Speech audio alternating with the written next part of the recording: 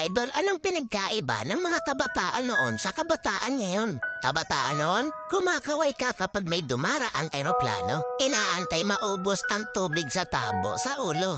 Ginagawang swimming pool ang tanggana ni nanay. Ginagawang braces ang foil ng choknat. Maliligo ka sa alilod ng bubong kapag umuulan. At kapag gabi naman, akala mo sinusundan ka ng buwan. Nagko-concert sa harap ng electric pan. Kabataan ngayon, ang problema ay pera at cellphone. Ang problema lang namin noon kung paano makatakas sa bahay para di matulog ng tanghali. Umati man kami sa palo, aminin natin mas maraming nire-respeto na magulang sa panahon noon kaysa ngayon. Mga kabataan ngayon, isang chat lang, may jowa na.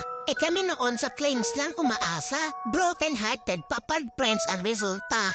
Mga kabataan noon, ang dami ng alam na trabaho. Kesa sa kabataan ngayon, tamad na, puro pa gadgets, di pa mautusan. Minsan nagiging ibon, minsan nagiging panike. Wait lang. Batako.